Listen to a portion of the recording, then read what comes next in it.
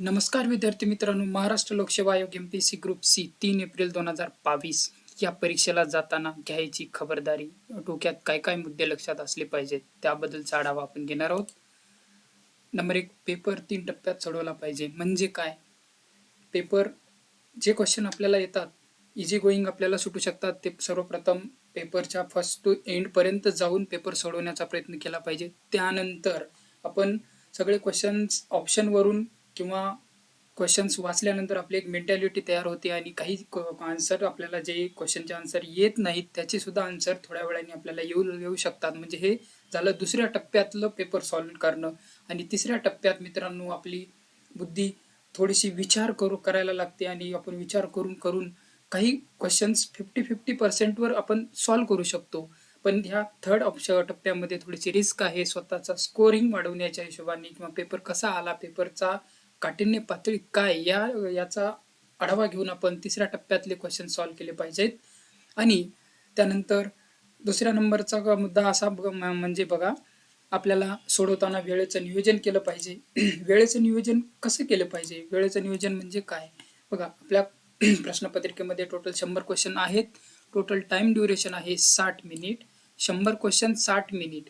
बघा, 36 सेकंद आपल्याला भेटतात, तर एका क्वेश्चनला आपल्याला भेटतील 36 सेकंद. किती? 36 second. Total time duration 36 second. पण आपले क्वेश्चन 100 असल्यामुळे आपल्याला एका क्वेश्चनला 36 सेकंद भेटू शकतात. म्हणून याचा विचार करून बघा, एका मिनिटाच्या आत आपल्याला एक क्वेश्चन सॉल्व्ह करायचा आहे. जे इझी वाटतात ते लवकर सोडा. या 36 सेकंदापेक्षा होईल तेवढं लवकर सोडा. त्याचं कारण म्हणजे की आपल्याला मॅथचे क्वेश्चन्स पुढे जाऊन सोडवण्यासाठी आपल्याला मॅथसाठी वेळ जास्त लागतो. त्यामुळं या 36 सेकंदाला आपण कमी करण्याचा प्रयत्न, जे क्वेश्चन्स आपल्याला इझी वाटतात त्याच्यात वेळ न घालवता सॉल्व्ह केलं तरच ते शक्य होऊ शकतं. बघा, त्यानंतर बघा, पेपर सोडवताना सुस्पष्ट आकलन असणे गरजेचं आहे. त्या अगोदर सर्वात महत्त्वाचं आपण पेपरचा पॅटर्न बघू. काय आपण बघितलंय? 100 questions, time duration 60 minute. Each question carry 1 mark. There will be no negative marks no negative नाही, निगेटिव्ह मार्क्स आहेत हे लक्षात ठेवलं पाहिजे. 1/4 मार्क आहेत, म्हणजेच 0.25 किती? 0.25 मार्क आपले कटू शकतात चुकल्यानंतर, इनकरेक्ट आन्सरला. आणि सर्वात महत्त्वाचं म्हणजे आपला क्वेश्चन पेपर असतो इंग्लिश आणि मराठी लँग्वेजमध्ये. याचा फायदा आपल्याला, मराठीचे काही वर्ड्स आपल्याला समजत नसतील तर लगेच इंग्लिशमधला त्याच्याशी रिलेटेड क्वेश्चन्स बघितला पाहिजे, जेणेकरून आपल्याला अंडरस्टँडिंग लवकर होईल. बघा, आपले 7 सब्जेक्ट आहेत. पहिला सब्जेक्ट आहे करंट अफेअर्स, त्याला 15 questions. Civics 10 questions. History 15 question. Geography भूगोल 15 question. Economics 15 question. General science विज्ञान 15 क्वेश्चन्स. आणि ॲप्टिट्यूड टेस्ट अँड अर्थमॅटिक म्हणजेच गणित आणि बुद्धिमत्ता, यासाठी सुद्धा 15 क्वेश्चन्स आहेत. आणि टोटल क्वेश्चन झाले 100, मार्क्स झाले 100. एका क्वेश्चनला 1 मार्क्स. Time duration 60 minutes. आपल्याला हे सोडवायचे. हे सोडवताना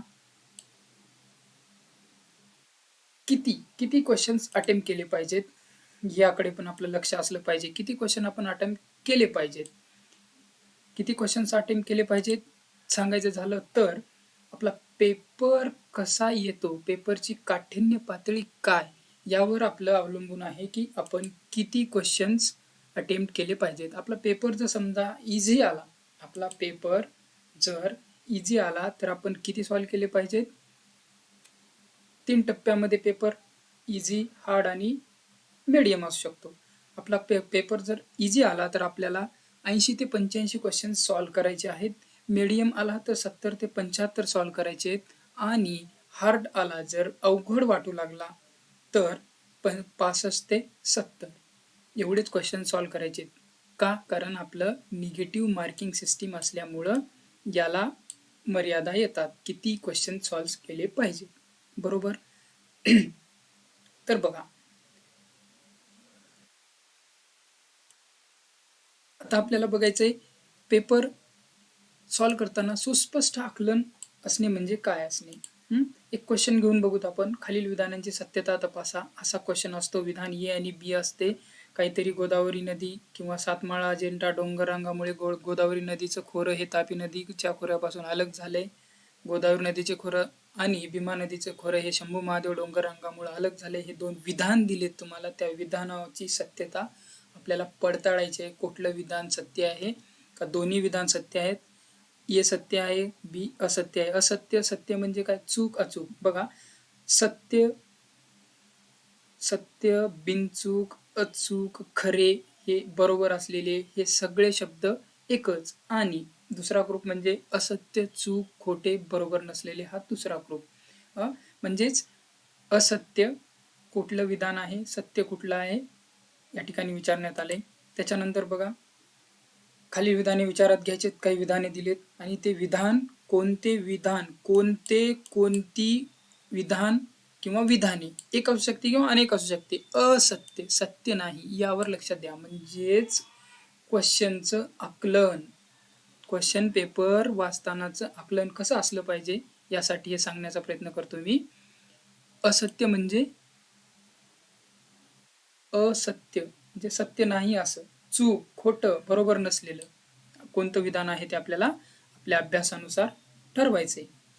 त्याच्यानंतर पुढचा क्वेश्चन बघा. असं काहीतरी दिलेलं असतं ABCD आणि नेहमीच सत्य ठरतील असे विधान किंवा विधाने निवडायचे. विधान ए ला नेहमीच सी पेक्षा जास्त कलिंगडे मिळाली, सी ला कधीही ए ला मिळाली तितकी कलिंगडे मिळणार नाहीत. म्हणजे एक तर्क अनुमानाद्वारे एक सत्य असत्य ठरवण्यासाठीची काही विधाने आहेत. म्हणजे सर्व वाचताना आपलं माइंड कॉन्सन्ट्रेट ठेवलं पाहिजे. सर्व हा क्वेश्चन वाचताना आपलं माइंड, प्रेझेन्स ऑफ माइंड आपलं जाग्यावर ठेवलं तरच हा क्वेश्चन सुटू शकतो. असले क्वेश्चन्स खूप इजी असतात. फक्त आपली वाचण्याची दृष्टी, वाचनाचा वेग. म्हणजेच मला सांगायचे की स्टार्ट टू एंड ही लाईन, एक ओळ आपल्याला एका नजरेत वाचता आली पाहिजे, ना की एक शब्द आपण एका वेळी वाचायचा नाही. एक वळ एका दृष्टीत आपल्याला एका दृष्टिक्षेपात ती वळ वाचता आली तरच आपलं वाचन चांगलं आहे. अन्यथा आपला पेपर फर्स्ट टू एंड पर्यंत सुटू शकत नाही. आलं लक्षात? म्हणून पेपर वाचण्याचं आकलन सुस्पष्ट असलं पाहिजे. सोडवताना वेळेचं नियोजन पण केलं पाहिजे. किती क्वेश्चन्स अटेम्प्ट केले पाहिजेत हे पण सांगण्यात आले. अशा पद्धतीने मित्रांनो पेपर कसा येतो त्यावर हे सगळं काही अवलंबून आहे. आणि आणखी सांगायचं म्हणजे काय बघा, मिनिमम आपला पेपर असू शकतो, आपला मिनिमम पेपर असू शकतो इझी लेवलचा. म्हणजे 60 क्वेश्चन्स असे असतात की ते इझी असतात. 60 क्वेश्चन, 60 ते 65 क्वेश्चन इझी असतात. आपलं कॉम्पिटिशन आहे त्या 30-35 क्वेश्चन मध्ये आपलं कॉम्पिटिशन लागत असतं. त्यावर पेपर ठरतो की कठीण आहे की अवघड आहे, की सोपा आहे का मीडियम आहे, यावर आपलं अवलंबून असतं. बरोबर आहे? म्हणून जास्तीत जास्त बघा ह्या ॲप्टिट्यूड टेस्ट, अर्थमॅटिक यावर आपल्याला भर, म्हणजे यासाठी लागणारा वेळ राखून ठेवायचा आहे. कुठं कुठं आपल्याला वेळ राखून ठेवता येईल. करंट अफेअरचे क्वेश्चन वाचताक्षणी सॉल्व्ह करता आलं पाहिजे. त्याच्यानंतर सिविक्स नागरिकशास्त्राचे क्वेश्चन्स, हिस्ट्रीचे क्वेश्चन, जॉग्राफीचे क्वेश्चन, इकॉनॉमिक्सचे क्वेश्चन यावर आपला वेळ न घालवता यासाठी आपल्याला काही मिनिटे, काही सेकंदे तरी यासाठी आपल्याला राखून ठेवायचे आहेत. अशा पद्धतीनं पेपर डिस्कशन होतं. तुम्हाला आणखी सांगायचं म्हणजे बघा, आपलाच Maharashtra public service commission state service pre exam 2021चा रिझल्ट लागलेला आहे. ओपनचं जनरल कॅटेगरीचं कट ऑफ्स आहे 228.375. बघा, पॉईंटमध्ये सुद्धा आपलं मार्किंग होतं. त्यासाठी प्रत्येक क्वेश्चन्स आपल्यासाठी महत्त्वाचा आहे. ओपन ते बघा, EWS दिव्यांग इथपर्यंतची लिस्ट बघा. EWS आणि ओपन, EWS 228.375, जनरल आणि फिमेल 215.250. म्हणजे ओपन जनरल आणि ओपन फिमेल ही सेम कट ऑफ लागलेला आहे. म्हणजेच बघा 228ला आपल्याला कन्सिडर करून हा कट ऑफ लक्षात घ्यावा लागेल. म्हणजे एवढा कट ऑफ लागू शकतो. MPSC प्रीचा, कोणता? MPSC प्रीचा 2 पेपर असतात, 400 मार्काचे 2 पेपर. त्याचा हा कट ऑफ आहे 400 पैकी 228, म्हणजे अर्ध्यापेक्षा 28 क्वेश्चन मार्क जास्त 28 मार्क जास्त. मग अर्ध्यावर आपला रिझल्ट लागू शकतो. म्हणजे बघा टोटली आपल्याला 100 आउट ऑफ 100 घ्यायचे नाहीत, 100 आउट ऑफ 100 क्वेश्चन सॉल्व्ह करायचे नाहीत, तर दिमाग लावून आपल्याला 70 ते 75% क्वेश्चन्स व्यवस्थित सॉल्व्ह करायचे, तरच आपला रिझल्ट शक्य आहे. मी तुम्हाला निगेटिव्ह मार्गदर्शन करत नाही, फक्त तुम्हाला एक मोटिवेट करण्याचा प्रयत्न करतोय की आपण जास्तीत जास्त प्रयत्न पेपर सॉल्व्ह करावेत. आपला प्रॅक्टिस झालेलीच असेल या हेतून मी या ठिकाणी आपल्याला सांगण्याचा प्रयत्न केलोय. कोणी नवीन असतील त्यांनी जे येते ते क्वेश्चन सॉल्व्ह करण्याचा प्रयत्न करा, जे येत नाही ते सुद्धा वाचण्याचा प्रयत्न करा, कारण पुढच्या एक्झामसाठी तुम्हाला ते सोपं जातं. कारण आपला माइंडसेट एक्झाममध्येच होत असतो क्वेश्चन वाचताना, आणि तेच क्वेश्चन आपल्याला लक्षात राहू शकतात. अशा पद्धतीनं हा परीक्षेला MPSC ग्रुप सी साठीचा आपला एक आढावा होता. येणाऱ्या परीक्षेसाठी 3 तारखेसाठी तुम्हाला best of luck. Thank you. Thanks for watching this video. जर आवडला असेल तर लाईक करा, शेअर करा आणि सबस्क्राईब करा. थँक्यू.